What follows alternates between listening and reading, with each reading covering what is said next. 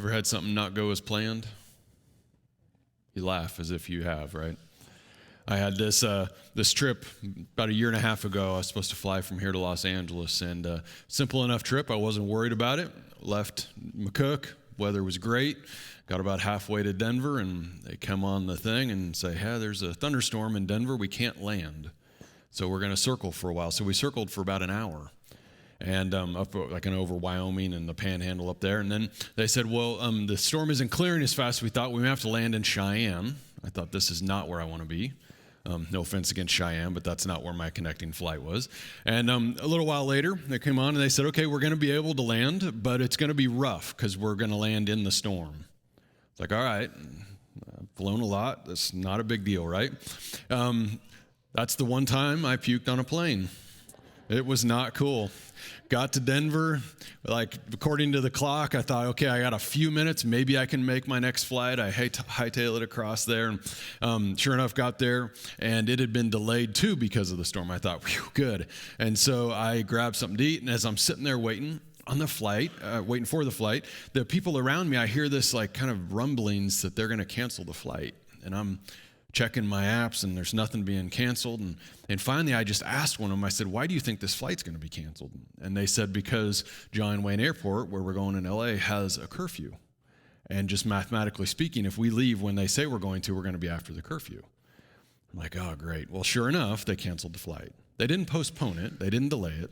They canceled it, which meant I'm stuck in Denver without a plan.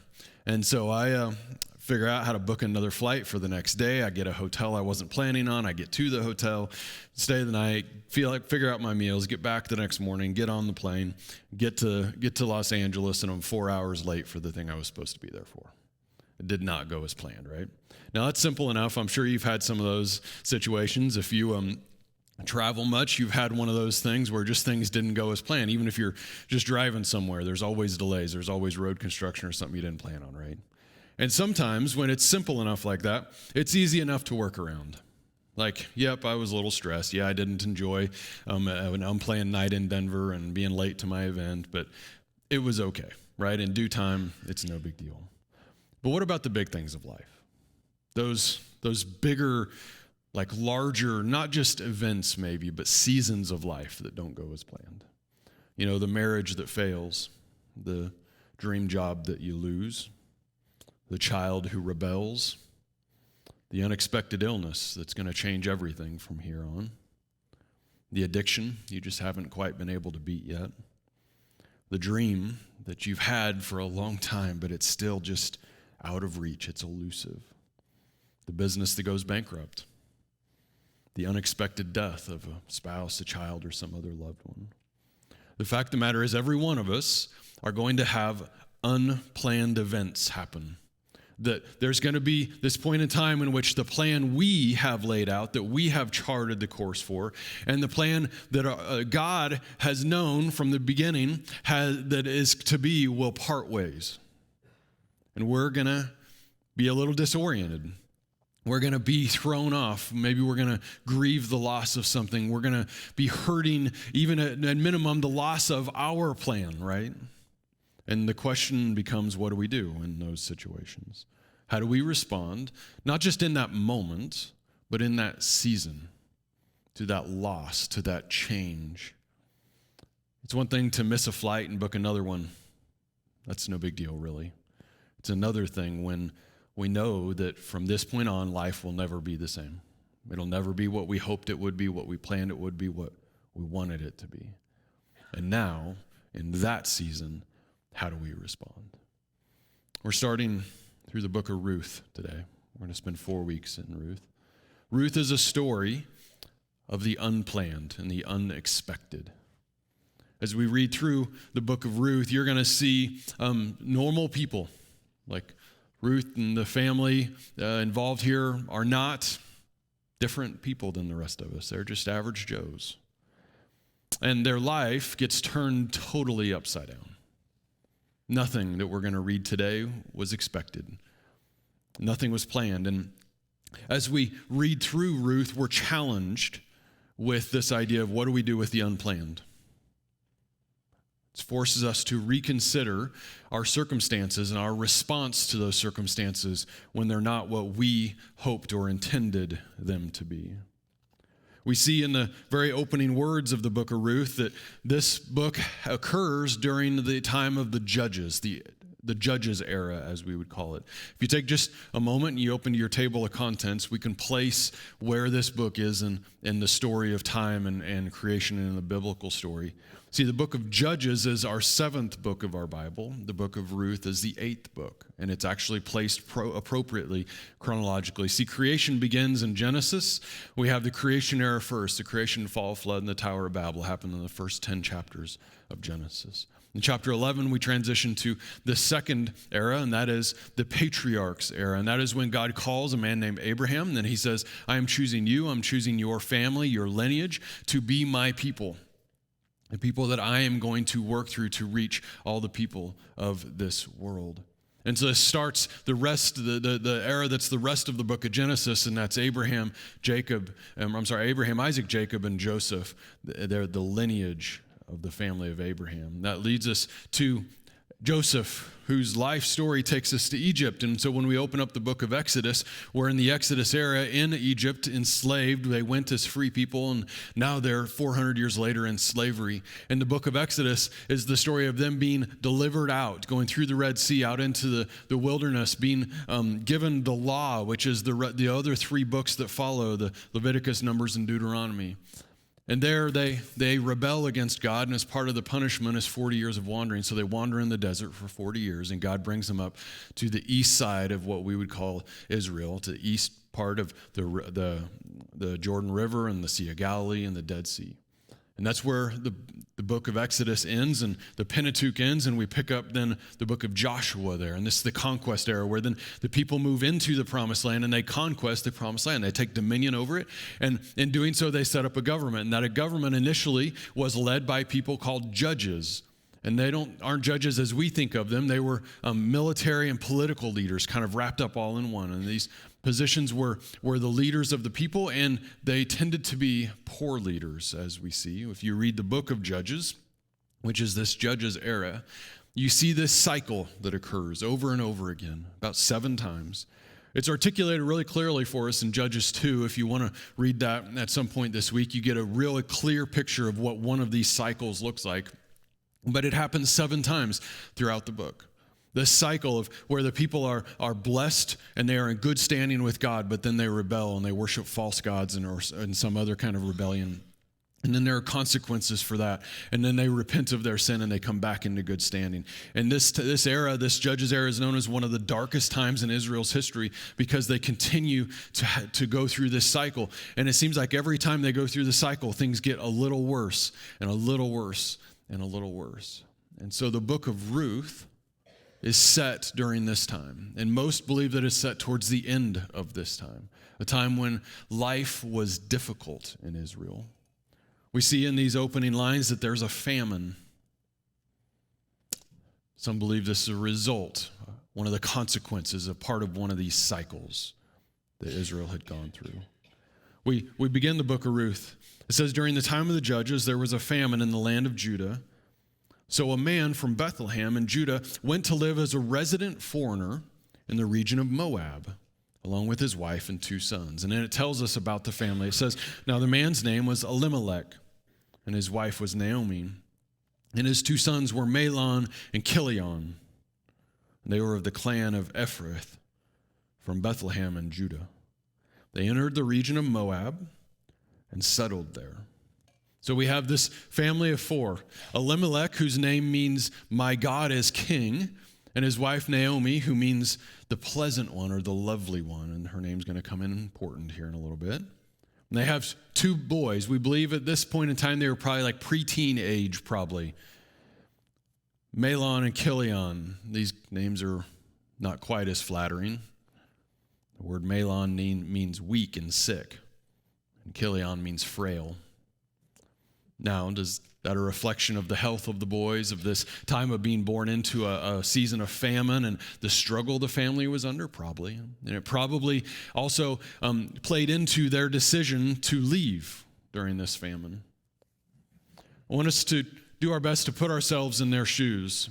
A famine, it's a time of hunger, a time of lacking. We've gone through, droughts where a season or a summer, a year, whatever, here and there, it's dry, those sort of things. But there's always groceries on the shelf. Not in this time. Depending on how many years this famine had gone on, they could have gone several years just struggling and fighting and clawing to survive. I would be confident in saying that was not their plan. There's some irony here. The word Bethlehem, the place they live, it means a house of bread. And yet there's famine. Some interpreters believe this part of the story is part of this cycle of judgment, not only on the Hebrew people, but even this family in particular, that there's judgment being put down on all of Israel and this family, and that now they're going to leave and go to Moab, and that's an unfaithful, rebellious act on their part of not trusting God and staying put. Some interpreters don't see that at all. They simply see that God has probably placed a judgment upon Israel as one of these cycles, and this is simply the family's decision in the midst of the circumstances of what is best for them. They have sick kids, and they need food, they need to eat, right? And they decide to leave. The context doesn't really, I think, support the first theory, but there are those that believe that that's what's happening here. I think Elimelech and Naomi are just making the best decisions they can for their family, and so they move to Moab. The famine wasn't in the plan. A move to Moab wasn't in the plans either. I'm sure they had a very different version of life in their minds planned out. Moab is an important place we need to make note of. It's about 100 miles to the east. They would have had to cross the Jordan River to get on the other side. And Moab is not the kind of vacation place we think of Moab as being, as Moab in Utah. For them, it was exactly the opposite. See, if you trace back the roots of Moab, you get to Genesis chapter 19, and you get this really just ugly story of Abraham's nephew, Lot. And he and his two daughters have fled up into the mountains. And the daughters get this idea that because they don't have children, they're going to get their father drunk and have sex with him so they can have children. And that's exactly what they do. And one of those sons that's a product of those few nights is a son named Moab. And the lineage from Moab works through from Genesis 19 to this place to a neighboring country, a neighboring people group that are considered enemies of Israel, that have had clashes and fights the whole time because they know the relationship. They know how this happened. So it's not the place they probably wanted to move to. It's not at all the place that they pictured settling their lives, as it says there. A place like Moab is not the place any Jew would want to be. This was not their plan at all. Verse 3, sometime later, after getting settled there, Naomi's husband Elimelech died. So her and her two sons were left alone. It's going to come in later in the story. They are foreigners, left alone in a foreign country, a rather hostile place, a place that they're probably not welcome, and a place they didn't want to be. And Elimelech, I'm sure, as being the man of the house in this culture, he was the breadwinner. He was the one supporting the family. And now we have these two boys who, based upon their names, are not the healthiest chaps, who now have to support the family, who have been promoted to the men of the house. And I don't think they were probably prepared for that, physically or otherwise. This was not their plan, was it? It was not the childhood they had intended. But in verse 4, her sons married Moabite women, one named Orpah and the other Ruth. And they continued to live there for about 10 years. It's nice that we get a time frame here. So if you think from whenever the famine started to whenever we're at now, what are you, maybe 15 years? I don't know. Just guessing. It's been quite some time. This is quite some season. It isn't just a week or two. This is a long time. The boys, they marry Moabite women. I'm sure that wasn't who they necessarily wanted to marry. I mean, who would want to marry into that family, right? But they did. That's what they probably needed to do to continue to grow, to have their positions in the home, to support the family. That's what you do, right? You get married, you have kids. They were in Moab, so they married 2 Moabite women. Orpah, her name is interesting. It's going to come back in importance here in a few minutes. Her name means to turn the back of your neck. And Ruth means friendship. That's going to come into play here too. So here they are. They're married now. They're settling in to this life without their dad in Moab.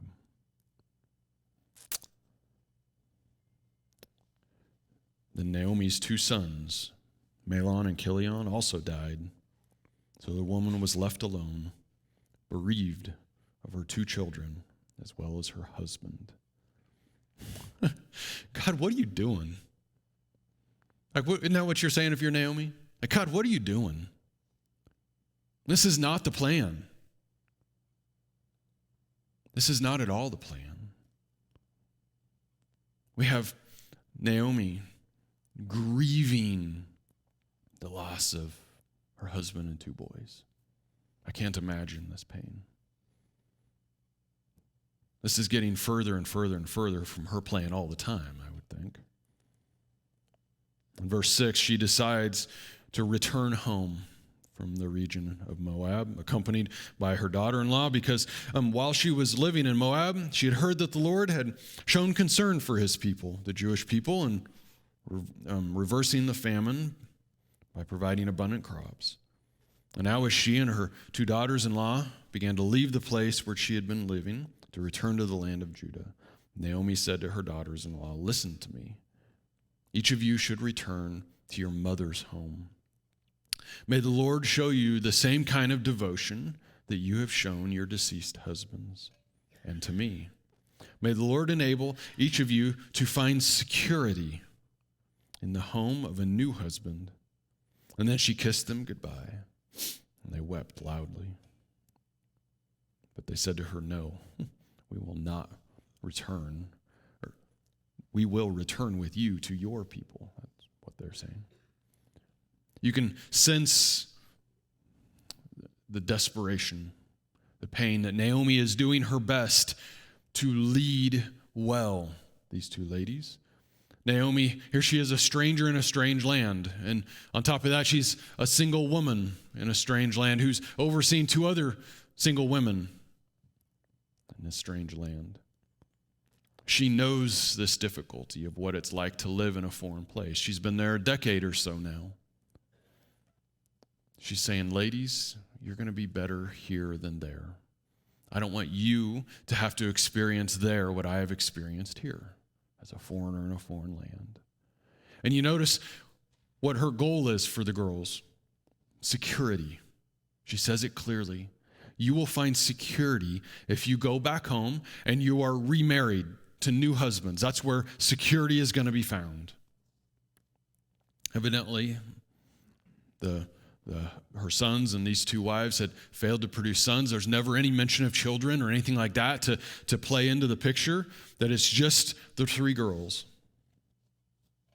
And so Naomi's plan is to have the girls stay in Moab with their families while she goes back home.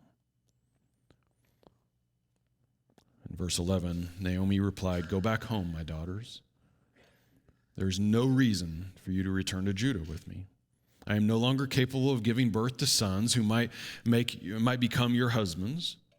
Go back home, my daughters, for I am too old to get married again. And even if I thought that there was hope that I could get married tonight and conceive sons, surely you would not wait until they were old enough to marry. Surely you would not remain unmarried all that time. No, my daughters, you must not return with me." This is an important sentence. "For my intense suffering is too much for you to bear, for the Lord is afflicting me." We can sense in this the relationship between these 3 ladies, and that Ruth is doing her best to protect these gals. So she encourages them to stay home, to find new husbands. And I think those last 2 sentences give us a peek kind of into the heart of Naomi. That on the outside, she is doing her best to protect these girls. On the inside, I think she is struggling. I mean, my intense suffering, and that the Lord has afflicted me. See, she is so afflicted by all this, which who can blame her, right? But she is blaming God. She's saying, God is afflicting me. God is the one causing this pain in my life. That somehow, in her mind, she believes God is at fault for all of this pain. I think that's an interesting insight. And one that those of us who've had significant loss, that our plans have gone significantly not as we planned, we can identify with a little bit. Verse 14, it says, again, they wept loudly. I think that speaks to their love for one another. And then Orpah kissed her mother-in-law goodbye. She turned the back of her neck to her and went home. That's what her name means. But Ruth clung tightly to her. So Naomi said to her, look, your sister-in-law is returning to her people and to her God. Follow your sister-in-law back home. But Ruth replied, stop urging me to abandon you. For wherever you go, I will go.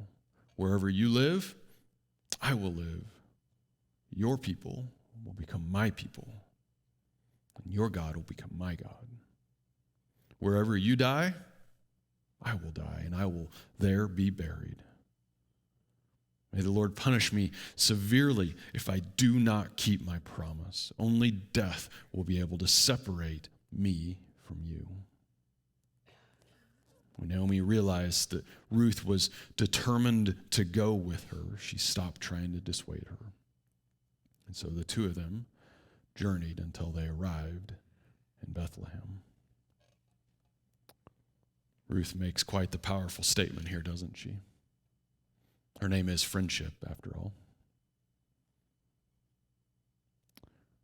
Ruth sees her allegiance to Naomi as just that allegiance. It's more than just some sort of responsibility. She believes that if she were to go home, she would be abandoning Naomi, even leaving her at even greater risk than she already is. And so Ruth makes this covenant proclamation of joining their two lives. Of this whole list, like, where you go, I will go. Where you live, I will live. Your people, my people. Your God, my God. That only death will separate us. That's quite a promise, quite a covenant, quite a statement. That she says the only thing that's going to separate you and me is death. I am that committed and loyal to you. She didn't have to, but she chose to. Ruth is willingly setting aside everything about her identity as a Moabite woman and taking on Naomi's identity as a Jewish woman, Israel's identity, God's identity, her relationship with God. Orpah, by the way, isn't a bad person. There's nothing wrong with Orpah for going home. She didn't do anything wrong or inappropriate. She went home. That was a smart thing to do. But Ruth is doing something different. Orpah was good. Ruth is beyond good. She possesses a quality of devotion and of sacrificial love that is above and beyond what is uncommon amongst people. These qualities are what set Ruth apart, and they're what set up the entire rest of the book. These character qualities. And so the two of them set out and they return back to Israel. I'm sure returning what they hope, back to normal, back to whatever plan they can cobble back together from what they had a decade or so earlier. They want to return back to joy, away from sorrow. I'm sure they want to return back to this illusion of control that we all have in our lives that none of us actually have. that if we can just get back to Israel, if we can just return home, we'll be fine. See, none of this has gone as planned. Not at all. Not one drop of it. And I'm sure in this moment on this return back home, this 100-mile journey they would have taken together, Naomi has questions. Whether or not her Jewish community back in Bethlehem is going to accept this Moabite woman. Are they even going to accept her? I mean, she did go to Moab in the first place.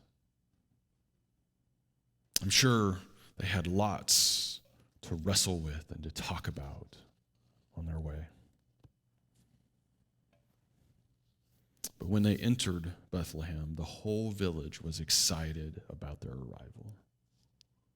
The women of the village said, "Can this be Naomi?" But Naomi replied to them, "Don't call me Naomi. Call me Mara. Because the sovereign one has treated me very harshly.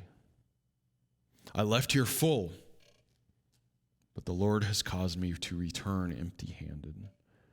Why do you call me Naomi? Seeing that the Lord has opposed me, and the sovereign one has caused me to suffer." So Naomi returned, accompanied by her Moabite daughter-in-law Ruth, who came back with her from the region of Moab. And now they arrived in Bethlehem at the beginning of the barley harvest. This chapter ends where it began, back in Bethlehem. They left in a famine and returned more than a decade later, right before an abundant harvest. She's met with excitement. The women are like, "Is that you?" And you can imagine how we all change in a decade or so, right? Like, is that really you? Yeah, I'm so glad to see you. And she's like, "Yeah, I don't know that I'm me anymore. See, I left as the pleasant one, and I came back as the bitter one." That's what Mara means, the bitter one. See, like Job in his story, Naomi believes that her life is in God's hand and God has treated her unfairly. He's treated her unjustly. He has caused all of this. And she's a little bitter about it. She's a little upset with God. This is God's fault that I'm in this position, that this didn't go as I planned, that all of this has happened. You look at the statements she's made 3 different times clearly in the last few verses. She says, "The sovereign one has treated me harshly. The Lord has opposed me. And the sovereign one has caused me to suffer." Those are her words. That's how she has seen this situation.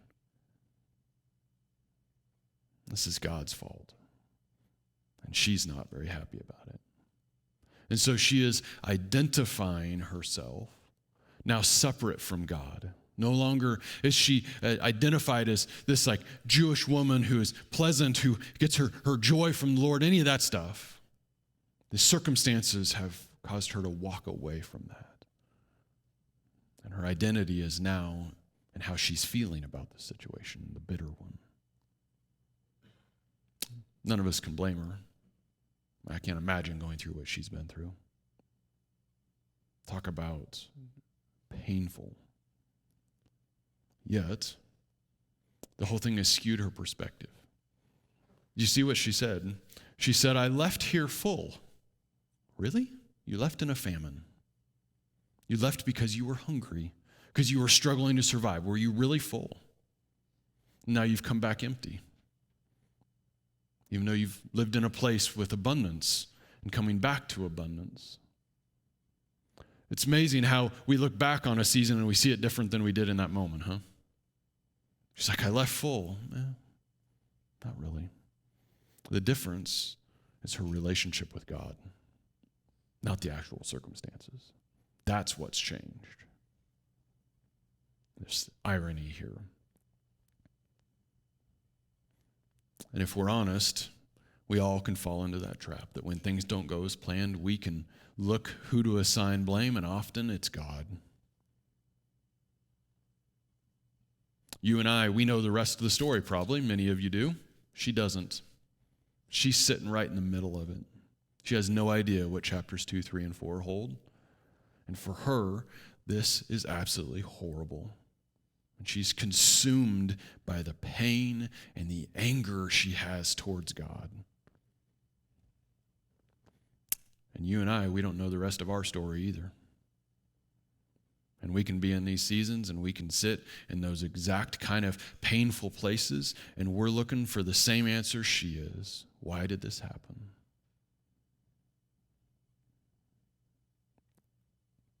It's easy in those times to begin to doubt God, to think that somehow he's forgotten us, to think that somehow he's treated us unjustly, that unfairly, that I didn't deserve this, and we can become bitter towards him, allowing the circumstance to separate us from him, to empty us out. We need to be careful in these situations, that as our emotions are overwhelming, rightfully so, that they don't dictate our theology, that they don't start to tell us stories about the circumstances or stories about God, that we don't start to believe how Satan gets in the middle of it and starts to drive wedges in what's happening, because the character of God doesn't change. As equally good as he was before all this, he is now. And loving and caring and gracious and kind and generous and merciful. Things happen. Things happen in life, that the path changes. God in his sovereignty is not surprised by any of it. We're surprised. Our plans changed. His plans were the same the whole time. They didn't alter. And we have to be careful. We have to come back to the same question where we started, is how do you respond when things don't go as planned? Not just in that little moment. That's one question. I mean in the bigger season, in the extended season, when things didn't go as planned and now we're clear over here and things have not regained the plan I thought they would have. Do we start to separate ourselves from God? Do we start to believe the lies? Do we start to believe the lies Satan tells us about ourselves? That depending on what it is that changed, the situation that changed the plan, maybe we start to believe lies about ourselves. Like, of course, it didn't go as planned. I'm an idiot. I'm a loser. I'm not smart enough to have done that right. What a dumb decision that was. Those sort of lies that Satan tells us, that we're not worthy of that blessing, that plan that we thought we had for ourselves. Where we start to define ourselves as a victim somehow. And the victim part of it just consumes us and we become just totally helpless in making any meaningful decisions. Or we go to where Naomi did and we start to really point the finger at God. And we need to be careful doing that, because when we do that, we're making ourselves God. We're making ourselves the one who are determining right and wrong and just and unjust and fair and unfair. And that's not our position. That's his. It's only when we trust him, we trust who he is, we trust his character, we trust what he has done for us in the past, the way he has blessed us, the way he has just poured out his grace upon us in the past, that in this moment, when this moment isn't what we wanted it to be, when this plan isn't what we wanted the plan to be, that we feel empty, that we go back into those barrels of blessing from the past, to pull some out, to reassure us, to build up our faith so that the season doesn't begin to define us. There's a beautiful part of this story that we can miss, and that is that Naomi and Ruth are going home to a community of people that love them and have greeted them and are excited to see them. Did you see that? The people were like, yeah, is that you? See, we need community. We need each other in these seasons. We need, when we get put into these places of just despair and grief and just disorientation because of what's happened around us, we need people in our lives who are going to come around us and keep us stable, keep us oriented, keep us on the right path. That's why we need each other. That I know you all well enough to know that we want to be that kind of church with each other. We want to be that kind of community for each other. That when we look across the aisle, when we look across the room, and we know that there are people right now who are living something that was not their plan, and they're struggling with it, that we can come alongside and give them a hug. We can have a meaningful, encouraging relationship with them.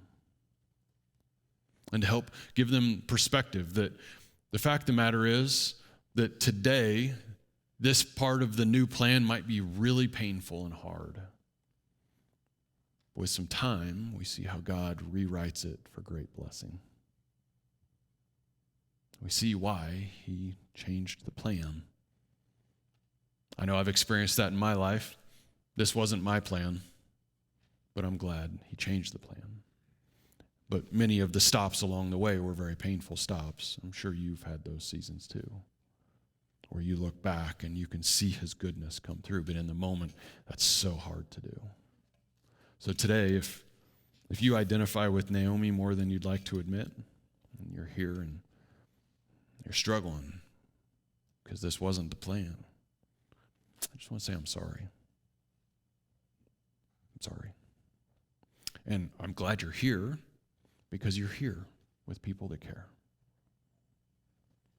And so as we close today, I pray that when we find ourselves in a place of unplanned circumstances, that we would lean into God, not away from him. We would rely upon him, who he is, his character, his love for us, not draw away from it, trying to figure it out on our own like Naomi has.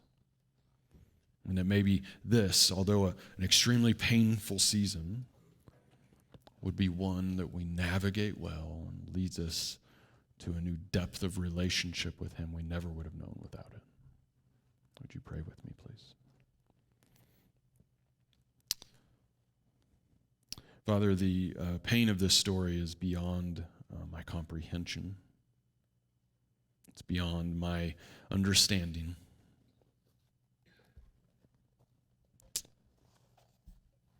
Father, what a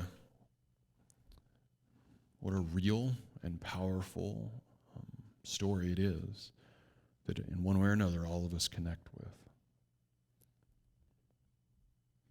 God, we come to you knowing that you don't change, that you are trustworthy, you are kind, and even in those moments when we don't get it, and frankly, one of the hardest things we can do is to trust you in it. I pray that we do. And I pray that we come around one another and encourage each other and hold each other up in those seasons. God, if for anyone here who's in one of these seasons, I pray that they would know you in a more tangible way than they've ever known you before. And that this would be one of those seasons that, while very painful, will propel them in their faith forward. Father, thank you for this story of Naomi and now Ruth. And I pray that as we continue through this the next few weeks, we would be paying attention to how it is you want to use this story in our lives. Father, now we're going to take up an offering, which is another way we worship you. Just like singing, just as taking communion and hearing your word and growing from it, we give back. And we know from Deuteronomy 8 that what we have isn't ours, it's yours, it's all from you. And so we give back, worshiping you, seeking to be good stewards of what you have entrusted to us. And so, Father, I pray that now, through our offering and through our voices, we would end our time together by worshiping you well. We ask this in Jesus' name.